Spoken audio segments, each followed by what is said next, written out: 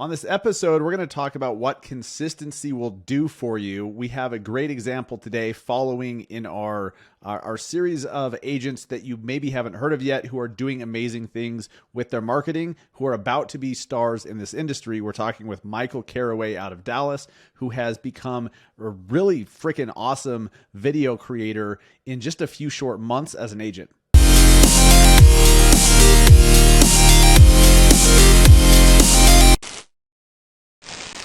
What's up, guys? Welcome to episode 258 of the Massive Agent Podcast. I am your host, Dustin Brome, an agent in Salt Lake City, and I'm here to expose you to some other video creators and other real estate agents who are doing great things on social media and great thing in their marketing.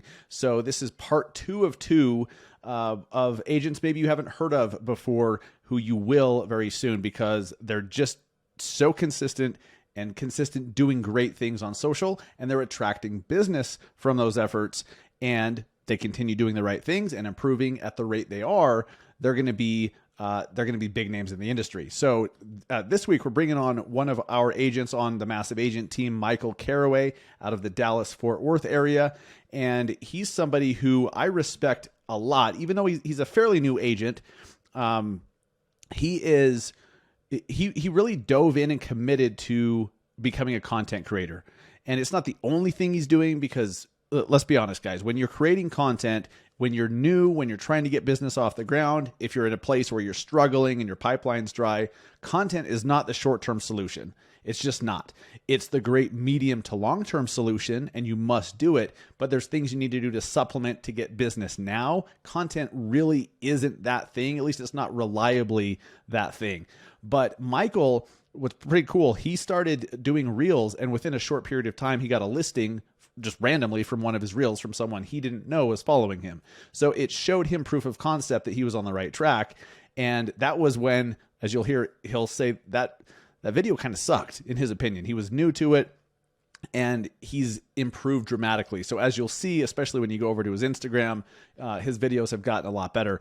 But his story of how he got into this industry is super interesting, and he's picked up a lot of wisdom along the way in a very short period of time as an agent.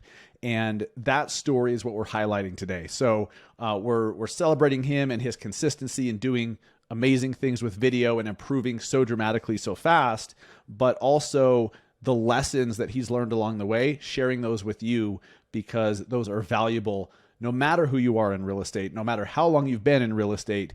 These things are key. Before we get started with that interview with Michael Caraway, reminder, guys, our coaching group, my personal coaching group, where I am involved personally. You get me, not one of my people, not a coach that I've hired to talk to my people for me. No, my coaching group, the Massive Agent Society, is currently open for new members. And if you want the information, the details, what's included in that, there are many things. Just go over to massiveagentsociety.com. This is literally the program, the blueprint that we have agents in Iowa who got 9 deals under contract in 45 days. We have agents that got their very first real estate deal ever in just 2 or 3 weeks following our blueprint. MassiveAgentSociety.com. I'd encourage you to check that out. Registration will not be open forever. We're going to be closing it down fairly soon and capping it. So it's open. Go get it. Before we get started, guys, every week I tell you how important it is. Every week I remind you, rather, how important it is to be educated on market conditions, especially in tumultuous times. When everything's just going up, and the market's just improving, and it's just from bottom. You look at a chart of prices and sales, and it's from bottom left to top right. It's very easy. How's the market? Oh, it's great. Well, right now, it's a more nuanced answer, isn't it? When someone asks you how the market is. Now, first off, your response to that should be, well, that depends on what you're trying to do. It depends on who you are, right? Depends on a lot of things. Depends on, well, a lot of things, a lot of variables to that. So putting a blanket statement out there, it's a good market, it's a bad market, you could say it's a better market, which is going to ask them to, or it's going to cause them to ask more questions, which can create a great conversation. But you need to be educated. You yourself need to be educated so that you know what the fuck's going on, then you need to be able to communicate that to your clients. There is no better resource in the industry than Keeping Current Matters.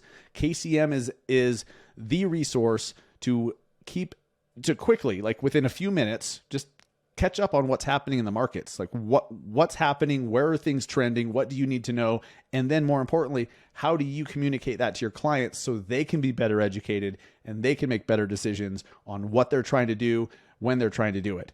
KCM is incredible. And because we are part of the Broke Agent Media Network, you can actually take advantage of their discount. So go to trykcm.com/BAM and try out Keeping Current Matters. I highly recommend it. And in talking with a lot of our agents, they're not as busy, right? You probably are feeling this the same way. You're not as busy, but this is actually a blessing in disguise because it lets you focus on a lot of the systems that you haven't built and build a lot of the processes that you haven't, and focus on the foundation that if it's just busy, go, a lot of shit's falling through the cracks, and you're seeing what happens if you're not building a business on a solid foundation. So right now is actually a blessing as long as you're doing the right things.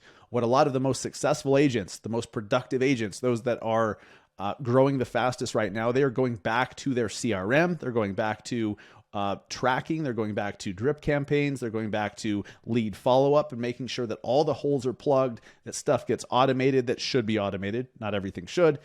And just making sure that no client, no lead, no prospect is falling through the cracks. Okay. Everyone needs to be served, and you need the right system for that. There is no better system in real estate than Follow Up Boss. And that is proof by the fact that pretty much all the top teams are using Follow Up Boss. That's not by accident. They're not like, let's just all pick Follow Up Boss.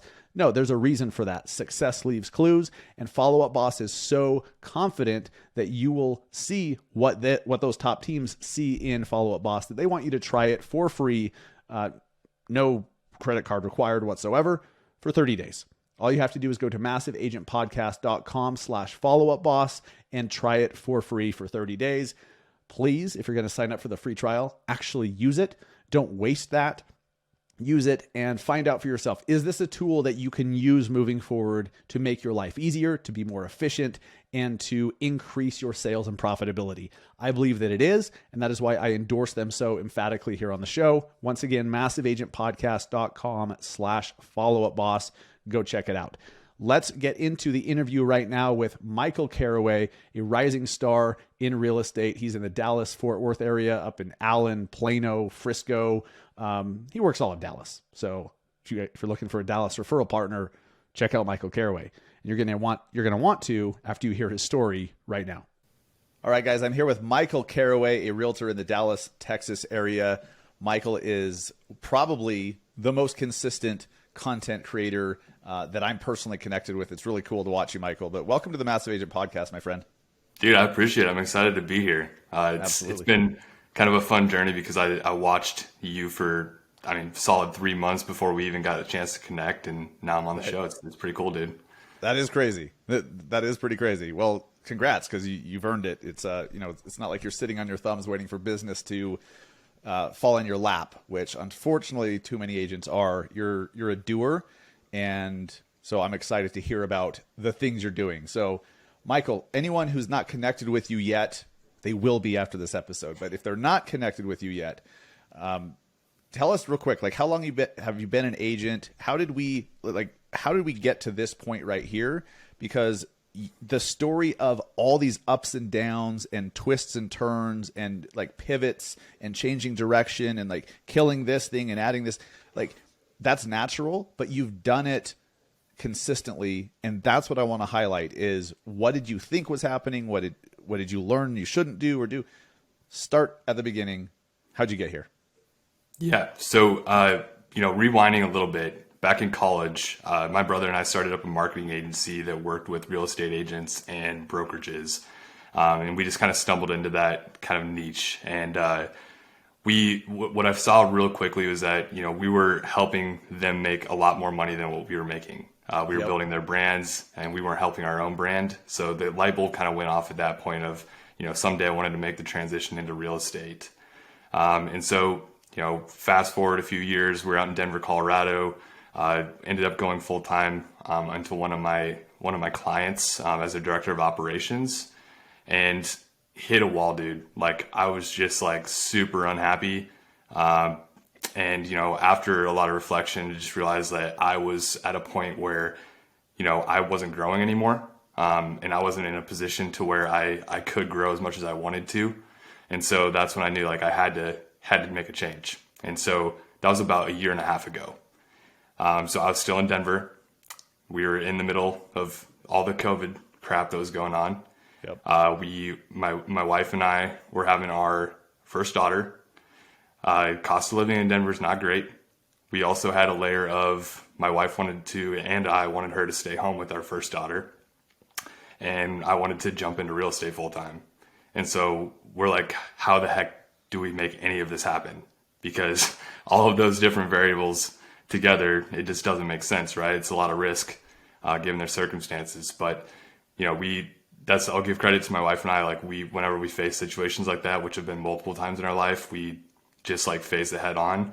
And the solution we came up with was move out of state to a place that's a lower cost of living. She can stay home with our daughter and I jump into real estate. So like I said, I've been licensed for about a year and a half full time for about 8 months now. And here we are. Dude, a year and a half is not a long time. Like that's, when you look back, aren't you kind of amazed at how much has changed in your life in just a year and a half? Like that's not a long time, dude. Yeah. Crazy. I didn't realize it was only a year and a half ago that you were in Denver. You weren't even in the Dallas area yet. Okay. Yeah. So were you with the team back in Denver? Yeah. As far as real estate, I wasn't even involved in real estate when I was in Denver. I was working on my coursework. So basically got my license. I started my license while I was there to get my Texas license. And started all that, made the move, finally took the test and joined a different brokerage when I got here, first license. So right when I moved here, I joined a smaller brokerage. And it was a good experience. Learned a lot from where I was, but I realized real quickly that, there's definitely greener pastures out there as far as it goes with where I landed. So made a change over to EXP after just learning about, what's possible in real estate. I think that's one of the coolest thing about real estate is that you don't have to be the biggest producer. You don't have to be the best real estate agent.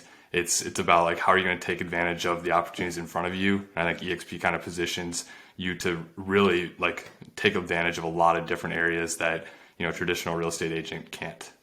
Yeah. Well, I totally agree with that. So with this brokerage you were with prior to linking up with us, like what were they doing right? Like what were some of those things that you learned that you think were invaluable and you were glad you were there? Yeah, I mean, I think that their culture was really nice. They had a lot of people that wanted to help you, but I mean, just being completely honest, it was very traditional. And there's a component. What's that? How so? I mean, a lot of the things that they used to sell me on the brokerage, I realized were actually like a little bit of a detriment. For example, I feel like there's really a huge culture of being in the office is more like a social club when it comes down to it. People weren't about like, getting to work and, producing and getting results. From my perspective, it was more about just having fun in the office. and I wasn't about that. I'm a very serious guy. And I like to get a lot of work done. And when I was expected to be in the office and that was the environment, it wasn't a good fit for me. You are a serious guy. I would say that you do so little fucking around that you'll just never find out. You'll Exactly. never find out. Yeah.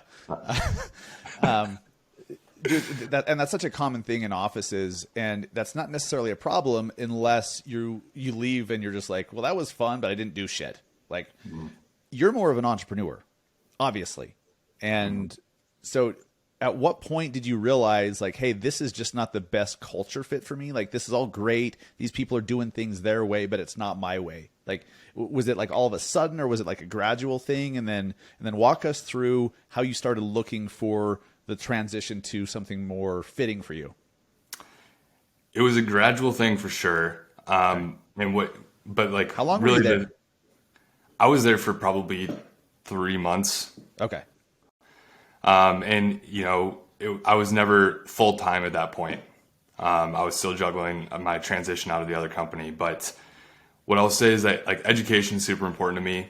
And I just wasn't getting as much as I'd hoped from that organization. It was a lot of like, they assigned you a mentor and you learned how that mentor built their business, but how they built their business isn't how I want to build my business. 15 Very, years very ago. different. Yeah. Yeah. It's just like, the whole, you got to build out your sphere and focus on doing client events and all that kind of stuff, which is super important. But I knew that just like given my background, I wanted to be more digital. And there weren't people there to push me to the next level, on the digital side. Like from day one, the broker there was just like, I want you to teach us how to use social media more. And like for me, like I don't want to be in a position where I'm teaching others.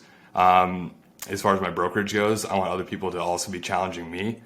And so that's another huge reason why, specifically joining through the massive agent team, it's like I'm surrounded by people doing so many different things at a higher level than me. So right when I joined, man, going down a rabbit hole here, but like I saw like all of these different people just killing it in different areas, YouTube, Instagram, Facebook, like all these different things that they're experts in that alley. And I just like, I kind of got overwhelmed at first because there's too many opportunities, right? But then, you kind of get your focus and you learn from those around you, and it's been invaluable, dude. That's so cool to hear your perspective coming in. I mean, and I agree. There's so many people within our group doing big shit in their own way. And some of them aren't really using social at all, except for maybe to like post a like new listing. Like Matthew Kane, he's not a social media power user, but he's one of the most disciplined agents I've ever seen. And that's why he's going to sell about 150 homes this year or something like that. Crazy. And he has his prospecting time every morning. It's a non-negotiable. He makes calls. He responds to shit. He does not get distracted with emails or any bullshit during that time. And he just does it religiously. And he feels like if you skip a shower one day, or if you're used to going to the gym and then you don't, like you feel off. That's how he feels with that. He's not a social guy, a social media guy. So it's really cool to see all the different ways to win, and everyone with those different ways collaborating with each other. Dude. So, but like you said, I think this is great. This is kind of a cautionary tale for anyone who's trying to figure out which direction to go in. You came into our group, you look around, and you were overwhelmed with options. Is that accurate? 100%, dude. Okay, talk us through that. Like what happened? Yeah. What happened? Yeah, I mean, you join your masterminds, you get together on team calls, and you hear all these things like, and I realized, number one, it kind of hits you like, shit, what the hell have I been doing? Because like I feel so far behind. So there's that mental struggle right from the get go that I struggle with, and then getting into it further, it's like, no, I can do this. They're not too far ahead of me. They haven't been in here for 15, 20 years. It's, some have been licensed for 6 months and killing it. And so then it's more of like, it's just a process of elimination. I realized pretty quickly that, social media, YouTube was going to be just kind of an alley for me just because of my background. But then it's like, then there's a million options within that, what are you going to talk about? How frequently are you going to post? And then, we can talk about this later, but also overcoming all the fears that come with, the fact that, okay, if you're going to do social media, now you got to get on video, which was something I was terrified of. Really? So yeah, man, you just kind of you take everything in and then start narrowing it down as you go. The only way to do that is to just start taking action on things. That's it. Your videos have come such a long way. Like when you started, I mean, it's obvious that you felt a little uncomfortable, which is totally normal. Like the people that win with social media content are the ones that are just okay with sucking for a period of time, so you can come out the other end getting all the suck out of the way. And like yours have improved so much. Like I don't think yours ever sucked, and it's amazing how many comments you get on your voice, like this soothing, like voice for radio, not a face for radio. You're still an attractive fucker. That's for damn sure. but a voice for radio as well. So a double threat. Yeah. But you've improved through doing and not giving up, which is cool. So through this process of figuring out what to focus on, what are some of the do's and don'ts for anyone who's kind of right there right now? Maybe a step behind you. Yeah, man. I think don't analyze too long. Like you gotta step into it, make a decision, and then just run with it. I will say, like, for social media, for example, when I picked social media, like I said, you have a million different things you can do. I started jumping into more of like the trending videos right away, where I was like doing like the lip sync type stuff, right? Yeah. And I started doing it consistently, but then I would watch my videos and like, what the fuck am I doing? Like, that's not me. I don't like that shit. No offense to anybody that's doing that, but it's like, it didn't jive with me. So then I made the jump to doing more like the talking head stuff. But if I hadn't taken action, and started doing videos, I wouldn't have gotten my first deal, because my first deal came from one of those stupid, trending videos that I did. And so, it costs you money not to take action and stay, too far out and just analyze. Yeah, good point. So even you look back and you think it was one of your shitty videos, and it was one of your early videos, and you got was it a listing that you got from it? Yep. Yeah. Walk us through how that happened. Like, what did that look like? Did they call you? Like, how did it work?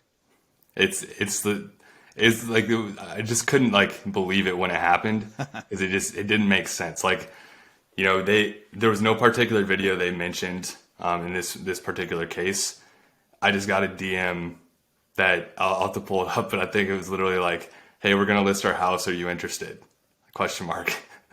And I was like, "Yeah, of course. Like, let's hop on a call." They gave me their info, all that kind of stuff. And I literally, man, I like showed up to the house and I was super nervous. But like, we just had a conversation. I went through, the listing process that I kind of developed, and I went out of the house with a listing. And I think, what's kind of become apparent is that, like, when you're doing video, even if it is the trendy stuff that I don't like anymore, you're developing credibility to some point where, they honestly were not considering any other agent. Right. I'd never met them. That's wild. It's a perfect example of like those numbers you see with like the view count. Those are people, and 1,423 views. Like, those are people that, and maybe they watched it twice, but who cares? Like, those are people behind those numbers, and you don't know who they are. You know that they're there. You don't know who they are, where they're at, like where they're at in the process. Is it some 16-year-old in his parents' basement? Is it a 40-year-old in their parents' basement? Maybe even somebody not in a basement. Probably that too. You just don't know. And wasn't that one of your first few deals that you'd ever done? Yeah. It wasn't. It might have actually been my first closing. I honestly can't remember now. No shit. Okay. Yeah, that's cool. Your first closing you got from a cringeworthy lip syncing movie. Yes, sir. Love it. Okay. What's really cool is you showed up nervous and you still got the business. Why do you think that happened? Why do you think they chose you? Yeah, I mean, I think, like I said, I think you're kind of pre-qualified walking into the door. And that idea, like, I didn't maybe take that away right away. I didn't learn that lesson right away. But like from the other 2 deals that have come from social media within the first 3 months of doing it, like that became super apparent to me, because I didn't have to do any selling once I showed up. And there were like, two other examples. One person was going through a divorce, and they needed to know how much their house was worth, and they needed to find a new place. And they just told me that through Instagram, and we set up a call. I let them know what their house was worth, and then we went and found them a place. There was no me selling myself. They wanted to work with me from the get-go. Another person was moving from out of country to this area. They were renting in this area. They wanted to buy a house. They were having issues with the lender. They asked me if I had another lender to connect them with. I did, and got that solved and turned into another sale. Like, it's just, there's been no selling as far as when leads come from social media. I'm not selling myself. All that's done by my videos. This is incredible. You're proof that just by doing and showing up and being consistent and putting stuff out there, that the right people are going to find you. You're going to have credibility in their eyes, regardless how long you've been in the industry.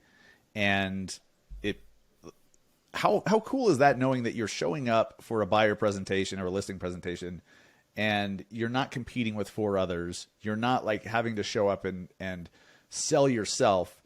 They've kind of already decided, like they're kind of already sold. They just need a little bit of information. Like what a cheat code that is.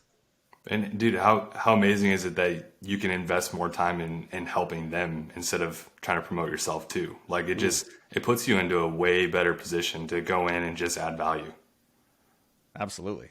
Yeah, exactly. Rather than talking about, here's all my accolades, here's how many impressions I can get you, here's how many website hits I get, blah, blah, blah, which is important.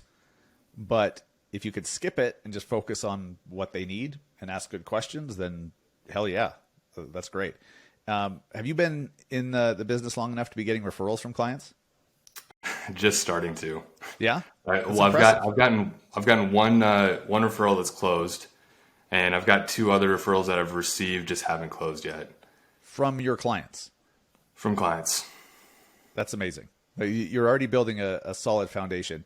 What have you done to see? What's really interesting too, that the whole other part of this conversation is just like last week's guest, Shelby Traylor, who moved from North Carolina to Austin and had to start over in a new market. You did that, but you were starting from scratch in a new market that you didn't know. We'll have to talk about that a little bit more too, because that's not, we shouldn't just glance over that. Kind of a big deal. But what are some of the things you did to cultivate those referrals with your clients? Because only being in the business a year and a half to start getting referrals from clients, that speaks volumes about you and the service you provide and the connection you make with them. So what are you doing to cause the referrals to happen?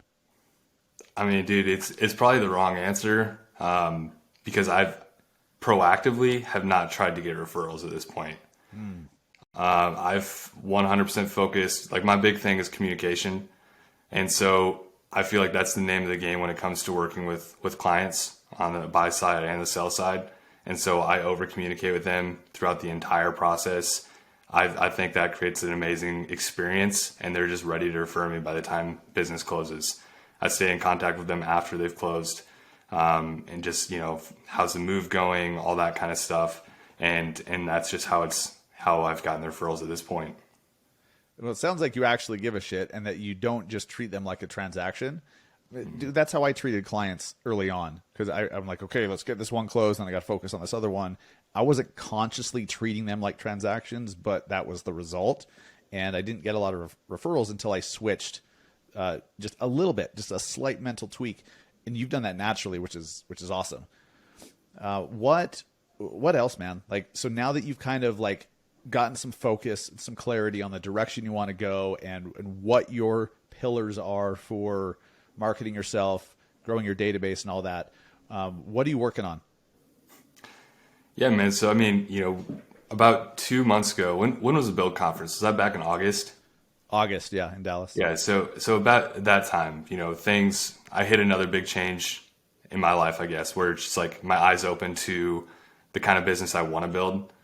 And so that caused me, you kind of get, once you have these like big ideas of like these visions and your actions aren't lining up with that vision, you kind of get in a slump and you just like kind of chaos for a little bit, and you're trying to seek like, what am I going to change? All that kind of stuff. Like that's the position I was in. And I was talking to you about it right then, like, do I need to hire a coach? Like, what do I need to do? And so I did. I hired Coach Neil Mathwig, which has been so far probably the best decision outside of joining, your team. Yeah. Dude, my business, like I can't say, I actually can't say that, my first deal is closed as a result of him, but the amount that I have on the, like, just on the back burner that's going to come through, end of this year, into early next year, it's crazy. And it's just like, it's getting back to the fundamentals. It's not getting back to the fundamentals. It's establishing the fundamentals for me, because I kind of skipped over the fundamentals and went straight towards kind of marketing and lead gen. And now he's bringing an element of sales and just trying to build my operations out. And that's just, it's been next level, man. And I've certainly noticed the change with you since you started coaching with Neil. I mean, a huge positive one. Part of it's confidence, and then part of it's just clarity. Like you don't seem pulled in a bunch of different directions. You seem like you know what you're doing.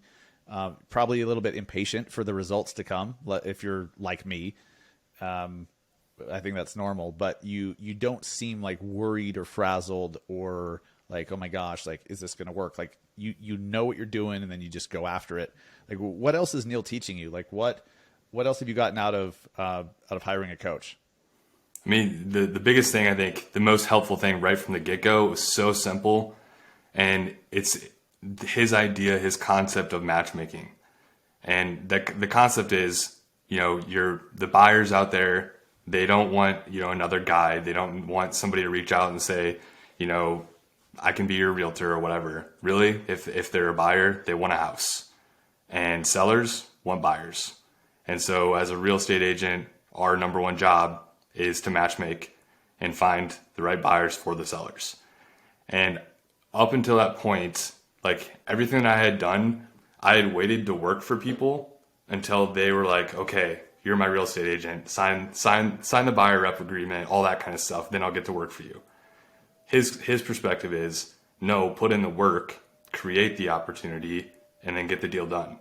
Like you don't have to wait for a damn signature. And so that for my personality and my willingness to put in the work, man, like it kind of just unleashed me. Like I felt free for the first time because all of a sudden, like I literally, when I started coaching with Neil, I was like, where the fuck is all my business going to come from? Like I feel like I'm screwed here. And then just that one training, and I'm looking at all the opportunity in front of me. It's as simple as if I can figure out what somebody's looking for, high level, 3 beds, 2 baths in Frisco, Texas, then I can get to work for them and create that opportunity myself. You've made a very important realization and found a distinction that a lot of social media content creators fall into this trap of waiting. Like you're doing everything you're supposed to. You're doing the content, you're posting it, but so much of what happens and how fast it happens is out of your hands. It's out of your control, right? Like you can always improve your communication. You can always improve the hooks of your videos. You can always improve the topics you do, all that stuff. But you're relying on the algorithm. You're relying on the market. You're relying on the viewers.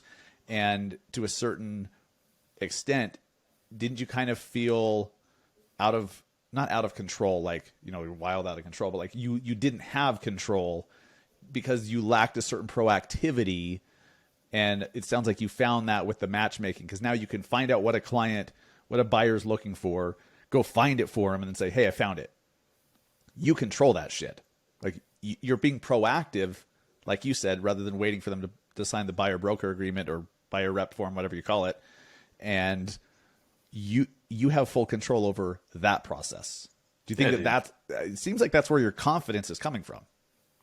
Yeah, 100%. I owe the confidence I have right now to that process. It's 100%. It's giving me power back. Dude, I absolutely hate being in a position of waiting on other people. Yeah. And, you can do so much when you're trying to build brand. You can push a ton of content out there. At the end of the day, it's up to them of whether they're going to reach out or not. And the goal is they are. And long term, you're going to build more brand and more people are going to be reaching out to you. But in the time being, I'm not going to wait around for that. I got to go get the business so I can support my family. Yes, I love that. Do you feel like maybe that first client, that first listing you got from one of your first reels was somewhat of a curse in disguise? Because do you think maybe it spoiled you or made you more lazy, less proactive than you would have otherwise? Yeah, I'd say so. In a way, I was super skeptical about it. I was like, it's a fluke. It's not going to happen again. So there was that. But there's also just the part of me of like, well, maybe I just need to increase the volume of what I'm doing so that there's a higher likelihood that that's going to happen again. So that's what that's kind of where I dumped my time in early on when I first joined the team. Yeah. the big thing then was, you got to post one reel a day. So I did that. And then I got to the point, okay, I'm not getting business. Let's figure out how to do 2 a day. So I did 2 reels a day for probably 2-3 months. And then I was like, that's not sustainable. It's not getting me business. So let's back off. And went back to 1 a day. So I think I was putting my time into the wrong thing for as far as getting quick results. And I needed some sort of pillar in my business to go get that quick business. And luckily I've had some good leads come from social media as well, but it hasn't all been from that. Yeah. This is such an important, it's so important to dive into the nuance here and highlight the distinction, because what you were doing with increasing how many pieces of content were going out, that's not wrong. It's not wrong. Like, that is the right way, but right, if you need to get shit going faster, you have to be proactive, whether that's open houses every fucking day. Like, here's what's crazy. There's a lot of agents that they're holding back a little bit. Who said you can only do an open house on the weekend? When was that rule made? Right? Do an open house on a Tuesday. Do an open house on a Wednesday morning. Who gives a shit? Proactivity and activity creates momentum. So you gain control back by being proactive with the matchmaking process while still doing your content, which it's not great for like the short term. I need a client this month, but it's fantastic for the medium term. And I think you're going to see a flood of business coming over the next, 6 months from that. But if you're in a place where you need to get business coming in quickly so you can pay your damn bills and support your family, you have to do more than that. You can't just post content, because very few people get traction right away. Very few people. And I'm not one of those people, by the way. So I'm glad you went there, man. And I'm glad that you made this I'm glad you came to this realization, and you hired a coach. Like, congrats for doing that. I mean, and Neil's part of our team. You get access to him, but you're like, no, I want more. Like, I want some one-on-one time. Like, so you hired him. Was that? There's been a few conversations I've had recently that I have in mind, and that's what's inspiring this next question. Do you just have money laying around? Like, are you independently wealthy, and so hiring a coach was just like no big deal? It's like, here, let's just hire a coach. Or was it a bit of a stretch? It's a stretch, dude. 100%. Like, it's not like, when I jumped into real estate, obviously you make sure you have a buffer, and, that you're not just being an idiot, with your money. But there's dude, a lot of those. Yeah. It is fair enough. I'm included in that, or was. Yeah. Was. Yeah, man. I mean, of course, like I feel, $500 a month or whatever it is, like you feel that for sure. Yeah. But like, it's just being surrounded by somebody that's done it, that has the business that you want. You always say it's a cheat code. Like, you have to pay for that, man, because the people that have done it, they know their worth, and they, if they're going to take time away from you away from their business and invest into you, you got to pay up for that. And it also makes you more serious about it. And so it's 100% been a great decision, easily made my money's worth already for probably the next 2-3 years, based on the deal that is closed and all the other stuff that's coming up. And dude, I'm kind of addicted at this point.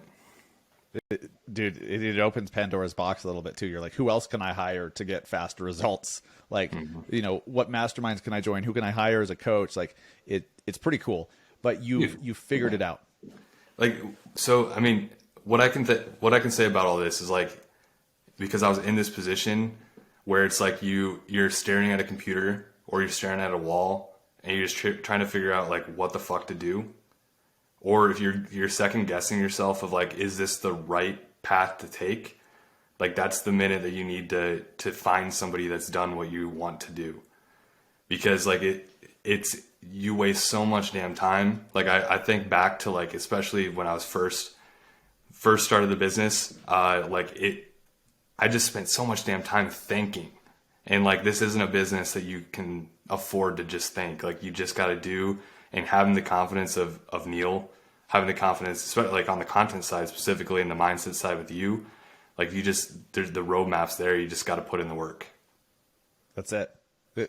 It really frustrates me. And like when I see agents say shit like, I wish I had a coach. There are 2 conversations I had within the last few days where agents are like, man, I wish I had a coach. That sounds great. Well, then why the fuck don't you? You know? And well, I can't afford it. I get it, because I was beating my head against the wall for years trying to get shit to happen because I couldn't afford a coach. A coach is someone who can grab your hand and focus you on exactly what to do so you can get faster results, like much faster results. So rather than shit taking 2 years, it could take 2 weeks. Seriously, no exaggeration. And if that costs $300, $500, $5,000 a month, okay. I mean, depends on where you're at, obviously, but it's just such a cheat code. And when I look back at the way I used to think, it makes me cringe, because how much further along would I have been? How many more millions of dollars would I have made in real estate sales had I just paid a few $100s to a coach to just condense time? That's what you're doing. Like, you have someone for content, for mindset, for like real estate foundational shit, which Neil is amazing at. And now it's just a matter of you doing those things, and you are going to get much faster results than if you were just doing it alone. And people have 2 options, as you know. You could pay someone, or you can join them. You can pay them or partner with them. Now, not every coach is available to partner with, but if you want to get the cheat code and get a blueprint, have somebody hold your hand, those are your options. Pay them or partner with them. There's always a cost. Yeah. You know, and it's worth the cost to surround yourself with people that are doing big things. 100%. Yes. And if you're saying, if you like you said, if you're the person saying I can't afford it, there's always a way. Look at what are you spending bullshit. So you're spending money on bullshit stuff all the time. Like, the amount of money that I'm spending on coaching, my wife and I would have easily spent, going out to eat. So we can cut back on that. Like, the money's there, man. Or if it's not, like you said, look at alternative ways. Can you put in work for the person? Can you partner with them? All that kind of stuff. There's ways. Yeah. I mean, we have people join our team all the time who want my coaching. They can't afford it, or it's too much of a stretch, so they just join our team.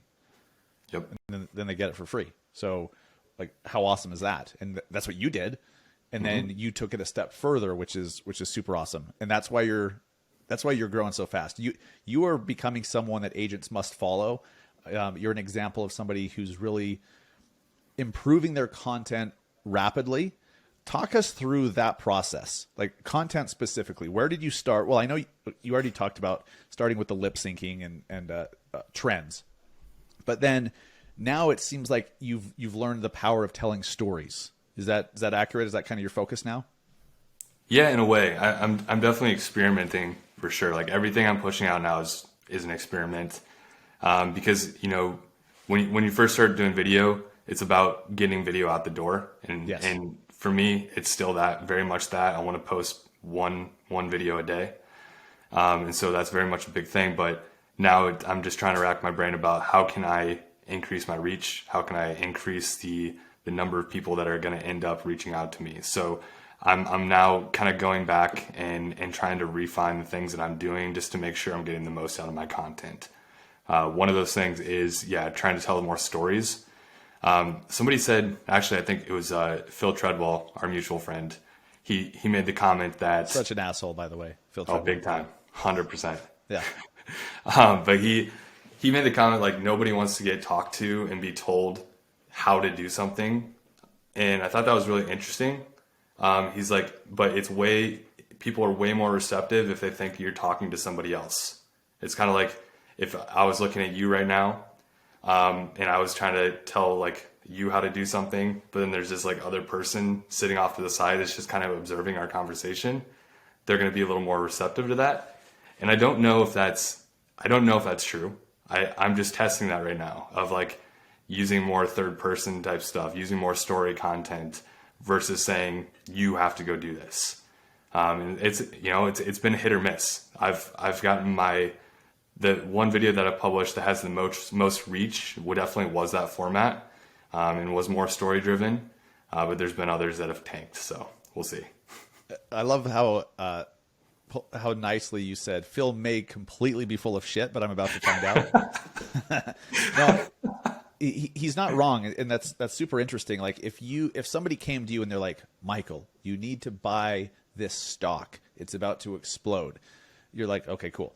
You hear someone else having that conversation and you're like, oh shit, this fucking stock, like what's the ticker symbol? I'm gonna go look this thing up. Like you feel like you're getting in on something, and because it's not directed directly at you, you like that, directed directly at you, you feel like you are stumbling on something you shouldn't, which makes it more desirable. Yeah. So I think that concept makes a lot of sense if you can figure out how to tell the story in an educational way, still get the point across. I love that you've mentioned numerous times now that you're testing. You don't know if something's going to work. You've heard it does, but you're testing it because it may not work for you. Mm-hmm. I love that. With what else are you testing? Different camera angles, different lighting, all that kind of stuff. What's interesting, like you've always told me my lighting needs to be fixed. And I'm trying to work on it, but I've also had other people compliment, like randomly, of like they'll reach out and be like, it looks really good, but it's more so like trying to figure out, okay, do people like it, but does the algorithm like it? I don't know. So that kind of thing. Also, I've been editing a lot of my stuff in Premiere, so it's like an editing software, and I think I'm going to try to take a little bit more back into Instagram natively and try to do a little more editing there, because I'm hearing a lot of people saying that's Instagram's favoring that kind of content that's edited in platform. So that's another thing I'm going to be testing. But yeah, man, I think the last thing I would say that's been on my mind is just putting myself in more real life situations where I can just document the content, because pulling up and intentionally shooting one video is a lot more mental energy for me than just putting the camera up and talking to somebody else in like a podcast format like this. And I really hope that kind of content takes off, because you can get 30 clips from an hour conversation versus just sitting down and, racking your brain around on one particular video. 1,000%. Yeah, it was a big. So when I brought my podcast over to BAM and joined their network, Eric said something, the broke agent. He told me something that was super interesting that changed my perspective on recording conversations. Like I always saw my podcast as like the thing, and then the video was just kind of like an afterthought. But he's like, dude, like how many downloads do you get? And I was like, about this many per episode. He's like, okay, you can take one 20-second clip from that episode that 40,000 people see. I'm like, oh shit. And spoiler alert, I don't get 40,000 downloads per episode. Like until this one. Yes. Yes. Fucking love you. Yes. And I was like, oh shit, you're right. Like these clips can go viral. Like Byron Lazine has had multiple clips get over 1 million views from the podcast, which then drives traffic to the podcast to hear the full episode. And so now, even though everything's the same, I put out the same shit. It's like I do the podcast to get the clips, and it's that slight adjustment that can make a world of difference. And it's cool. So some people watching right now may have found this from one of the clips on Reels or TikTok, and then went to hear the full episode. So it's important, but it's worth testing. How much bandwidth you have also is a giant factor, because people listening, like you're still real estate agents and have to sell. I'm curious, Michael, do you see yourself as a real estate agent that does content, or a content creator who sells real estate? Definitely a balance, but I would say I'm lean more towards content creator that sells real estate. I definitely, actually, dude, if I'm really being honest, I'm backing out from both of those. Like I truly do see myself more as a business guy. Real estate and content are both tools that I'm using to build a business. That's really when it comes down to how I view myself. So I'm I'm not trying to become the world's greatest real estate agent. I'm going to become the world's greatest marketer. Like that's what I want to do. And I want to grow a kick-ass business. That's really what I'm after. Hell yeah. Love that. Hell of a way to end the episode. Before we wrap it up, with every guest, we do these rapid fire questions, either or questions. You can elaborate if you want to, or just blow through them and pick one. And then we'll let everyone know where they can find you, where they can connect with you, and see what you're up to. Because I believe you're someone that people should be emulating and modeling when it comes to creating content. You're one of those who are doing it so well. Thank you. You ready to rock? Let's go. All right, man. Facebook or Instagram? Instagram. Instagram Is or TikTok? that really a question? Yeah, it's kind of a dumb one now, which is crazy.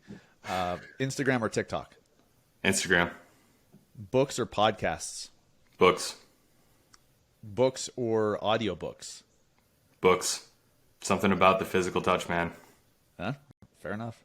Rental property or flipping? Rental. Cash flow. Burgers or pizza? Pizza. 100%. Nice. I did that. Like I made it my goal to teach my daughter pizza as her first word. It didn't happen, but she's got this thing now where she does like a pizza dance whenever we have pizza. Like I taught her you got to put like her hands above her head and make the pizza slice. So That's pizza's fantastic. big in our family. That's fantastic. New York or LA New York for sure. for the pizza, right? Yeah. Yeah. I didn't know this until I started paying attention to what's his bucket? Stool Presidente on Instagram. Oh yeah. What's his name? Dave, is Dave something? Dave Portnoy. Yeah. Yeah, with his pizza reviews, like some of the best pizza comes from Connecticut. Oh really? Yeah, that's like the pizza capital of America is Pizza parts of hotspot. Connecticut. Yeah, it's crazy. NFL or NBA? NBA. Go Nuggets. Oh, Denver. There we go. Mountains or beach? Mountains for sure. Podcast or vlog? Gotta go podcast. Yes, you do. YouTube or Facebook Live? YouTube. Nobody says Facebook Live anymore. Rich Dad, Poor Dad, or Millionaire Real Estate Agent? Rich Dad Poor Dad. Nice. Uber or Lyft? Uber. Gary V or Grant Cardone? Grant Cardone for sure. You're an Uncle G fan? Oh yeah. Right on. Dude, I feel like he's getting better at this age too. He's not such a dick all the time. Yeah, he's a little less annoying, I think. Yeah. No, I respect him. It took. Here's the importance of telling stories, right? And letting people see who you are as a person. Like if you just watch Grant Cardone online, like a lot of people feel, myself included, that he's just fucking obnoxious sometimes, like just ridiculous. And that's by design to get attention, and even haters is positive, like all that whole thing. But my wife and I watched Undercover Billionaire, the season that he was on, and you could see behind the scenes with like his wife and his kids, and this was during COVID, and like all, and he became a human in our eyes. Crazy that we didn't see him as one, but and now I really respect and like the guy, even though he's still kind of obnoxious from time to time. But that behind the scenes humanization that happened, that personal connection, it's huge, just by showing behind the scenes. Yeah, showed he can struggle a little bit too. Yeah. He didn't just go in and work his magic right from the get go. Right. I think he ended up winning. I think, or he ended up meeting the goal, didn't he? No spoiler alert. Fuck. Yeah. Spoiler. Let's go back. Spoiler alert. Spoiler alert. Yes, he ended up accomplishing the goal. Yes. Yeah. Yeah. Maybe there's a lesson in there for agents with building a brand and getting people to hire them. Maybe not. Michael, where can people find you, man? Yeah, you can find me on Instagram, Michael in Caraway. And for everybody here, if you go to growingwithvideo.com, I'm putting a video up there that's going to explain exactly how I have done what I've done with video. Obviously, I'm still learning, but I've learned a lot. So I'm documenting everything there. You can jump in for free and go from there. So growingwithvideo.com. Nice, dude. Look at you. And what a great domain name to pick up. Growing with Video. For sure. Hell yeah. What's cool about that? I mean, you say you're new to it. You're also in the middle of it. Like you've you're in the middle of figuring this out. So you're not 40 steps ahead. You're a couple steps ahead. So it's still fresh. You still know why you pivoted and which changes you made and what worked and didn't work. So I'm going to go check that out. I'm going to have to get in on that too. Michael, appreciate you being on the show, man. This is awesome. If you are listening, you can go to the show notes, get Michael's social links, get the link to the shareable that he just described, the video education. And if you're watching on YouTube on the Broke Agent Media channel, just go into the description. Links are all there as well. Michael, appreciate you, brother. Thank you, man. Keep it up. Yep. We'll talk to you soon. We'll see you. As always, I appreciate the hell out of you guys for listening, and make sure that you connect with our guests. Go see what they're doing. When we highlight people on the show, go see what they're doing well and take that as inspiration for how you can do it as well. Just see what's working well for them, get some ideas from it, do your own version of it. And look, this real estate game does not need to be so damn hard. It does not need to be so damn complicated. It's really simple, especially when there are thousands and thousands and thousands of agents who are already at the level you aspire to reach. All you have to do is look to what they're doing and dissect it, figure out how they're doing it, and do it yourself. Do your own version of it. So do that. Do that with our guests. Do that with anyone you see who's doing things at a very high level in your market or on social media. They call it rip off and duplicate. I mean, that sounds like you're stealing something. You're not. You're taking inspiration from how someone has done something, and you're taking the blueprint that others have followed and following it. Simple as that. So go connect with Michael right away, as well as any of our previous guests if you listen to some previous shows. We will be back next week with another interview. We're doing a handful of interviews all in a row. And one thing that I will ask of you, if you have found value from this show, please share it with any other agent or broker or team leader who you think will find value in it as well. And if you love this show, if you keep coming back, if this is not just your first episode, but you keep coming back and you have not yet left us a review on Apple or Spotify, please consider doing that. If you're an Apple podcast listener, we've made it simple. You just need to go to massiveagentpodcast.com/review, and it takes you right to the review page. You can click 5 stars if you found it great. And if you want to take it past that rating, you can also leave a review. Let us know what you like about the show. I love reading those. It honestly keeps me going. We've done 258 of these episodes. If I knew that no one was listening and we were getting 0 feedback and we were making no impact, I don't think we would have made it this long. Okay. I'm a pretty determined guy, but that's 258 episodes, not hearing shit for feedback. That's, I don't think we'd be able to do that. So your reviews, your feedback literally keep me going and keep me inspired to keep coming back with a new episode every week. So please consider doing a review. And if you're a Spotify user, they just opened up reviews not too long ago on Spotify, which is pretty cool. So if you're listening on Spotify, please go leave a review for this show over there. And it helps us to reach a new audience, just like reviews for you as a real estate agent help you reach a new audience on Google and Yelp and Facebook and all of that. So appreciate you guys listening. Have a great rest of your week. Go crush it. Go implement. Go do some of the things that you just learned work. Make sure that you're taking action. That's what matters. Appreciate you guys. See you next week.